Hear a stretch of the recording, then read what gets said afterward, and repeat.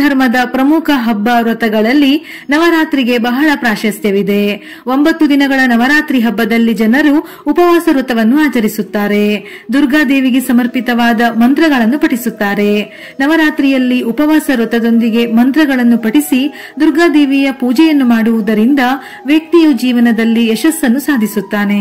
ಕಷ್ಟಗಳೆಲ್ಲ ಪರಿಹಾರವಾಗಿ ಒಳ್ಳೆಯ ದಿನಗಳು ಪ್ರಾರಂಭವಾಗುತ್ತದೆ. ಅದರಲ್ಲೂ ನವರಾತ್ರಿಗೂ ಮುನ್ನ ಅಥವಾ ನವರಾತ್ರಿ ಸಮಯದಲ್ಲಿ ಇವುಗಳನ್ನು ಮನೆಗೆ ತಂದರೆ ಅದೃಷ್ಟ ನಿಮ್ಮೊಂದಿಗೆ ಜೊತೆಯಾಗುತ್ತದೆ. ಮನೆಯಲ್ಲಿ ಸಂತೋಷ, ನೆಮ್ಮದಿಯ ವಾತಾವರಣವನ್ನು ಸೃಷ್ಟಿಸುತ್ತದೆ.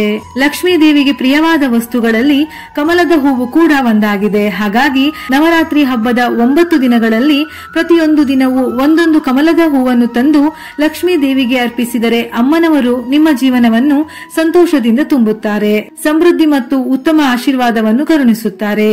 ನವರಾತ್ರಿ ಹಬ್ಬದ ಸಮಯದಲ್ಲಿ ನೀವು ಗಣೇಶ ಮತ್ತು ಲಕ್ಷ್ಮಿಯ ಚಿತ್ರವಿರುವ ಬೆಳ್ಳಿ ಅಥವಾ ಚಿನ್ನದ ನಾಣ್ಯವನ್ನು ಖರೀದಿಸಿ ಮನೆಗೆ ತರಬೇಕು. ಇದರಿಂದ ನಿಮ್ಮ ಅದೃಷ್ಟವು ಬೆಳಗುತ್ತದೆ.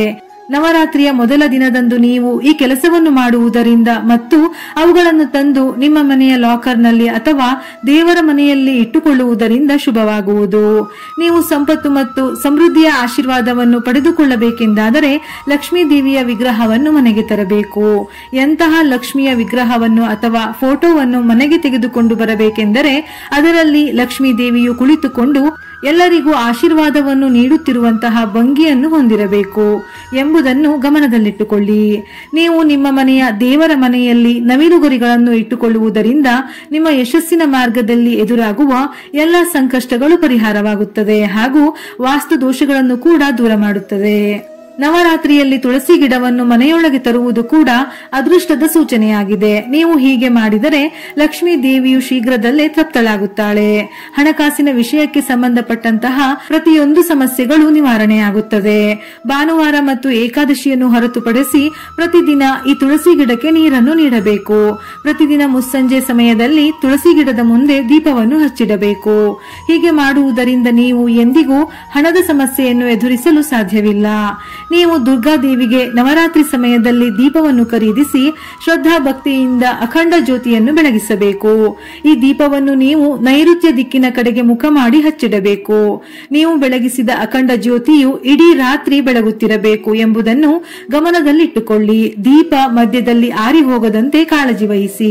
ನವರಾತ್ರಿಯ ಮೊದಲ ದಿನದಂದು ಕೆಂಪು ಅಥವಾ ಕೇಸರಿ ಬಣ್ಣದ ತ್ರಿಕೋನ ಧ್ವಜವನ್ನು ಮನೆಗೆ ತಂದು ದೇವರನ್ನು ಪೂಜೆ ಮಾಡುವ ಸ್ಥಳದಲ್ಲಿ ಅಂದರೆ ದೇವರ ಕೋಣೆಯಲ್ಲಿ ಇಡಬೇಕು. ದುರ್ಗಾ ದೇವಿಗೆ 9 ದಿನಗಳ ಪೂಜೆಯ ಅವಧಿಯಲ್ಲಿ ಆ ಧ್ವಜವನ್ನು ಇರಿಸಬೇಕು. ಆ ಧ್ವಜವನ್ನು ನವಮಿಯಂದು ದುರ್ಗಾ ದೇವಿಯ ಗುಮ್ಮಟದ ಮೇಲೆ ಇಡಬೇಕು. ವಿದೇಶಕ್ಕೆ ಪ್ರಯಾಣಿಸಲು ಬಯಸುವ ಅಥವಾ ವಿದೇಶ ಪ್ರವಾಸವನ್ನು ಯೋಜಿಸುವ ಭಕ್ತರಿಗೆ ಇದು ಉಪಯುಕ್ತವಾಗಿರುತ್ತದೆ.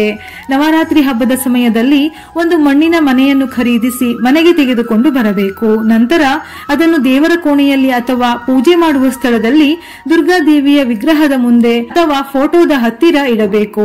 ಈ ರೀತಿ ಮಾಡುವುದರಿಂದ ನಿಮ್ಮ ಕುಟುಂಬದ ಸದಸ್ಯರ ನಡುವೆ ಪ್ರೀತಿ ಹೆಚ್ಚಾಗುವಂತೆ ಮಾಡುತ್ತದೆ.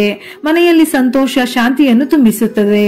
ಹೊಸ ಮನೆಯನ್ನು ನಿರ್ಮಿಸಲು ಅಥವಾ ಖರೀದಿಸಲು ಇದು ತುಂಬಾನೇ ಪ್ರಯೋಜನಕಾರಿಯಾಗಿರುತ್ತದೆ. ನವಗ್ರಹ ಯಂತ್ರ. ನವರಾತ್ರಿಯ ಸಮಯದಲ್ಲಿ ಮನೆಯಲ್ಲಿ ನವಗ್ರಹ ಯಂತ್ರವನ್ನು ಸ್ಥಾಪಿಸುವುದರಿಂದ ಎಲ್ಲಾ ಗ್ರಹಗಳು ಶುಭ ಪರಿಣಾಮವನ್ನು ಬೀರುತ್ತದೆ. ಮನೆಯಲ್ಲಿ ಸಂತೋಷ ಮತ್ತು ನೆಮ್ಮದಿ ಇರುತ್ತದೆ. ಸ್ವಸ್ತಿಕ ಚಿಹ್ನೆಯನ್ನು ಅತ್ಯಂತ ಪವಿತ್ರವೆಂದು ಪರಿಗಣಿಸಲಾಗಿದೆ.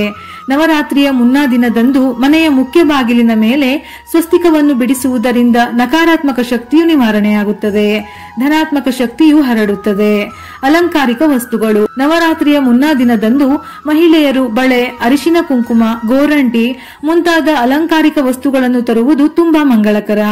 ಈ ವಸ್ತುಗಳನ್ನು ದುರ್ಗಾದೇವಿಗೆ ಅರ್ಪಿಸುವ ಸ್ಥಳದಲ್ಲಿ ಇರಿಸಿ.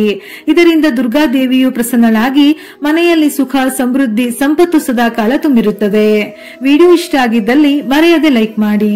ಹೆಚ್ಚಿನ ಮಾಹಿತಿಗಳಿಗಾಗಿ ನಮ್ಮ ಫೇಸ್ಬುಕ್ ಪೇಜ್ ಅನ್ನು ಫಾಲೋ ಮಾಡಿ. ಇದೇ ರೀತಿಯ ಮನಮುಟ್ಟುವ ಉಪಯುಕ್ತ ಮಾಹಿತಿಗಳಿಗಾಗಿ ಮತ್ತೆ ಭೇಟಿಯಾಗೋಣ.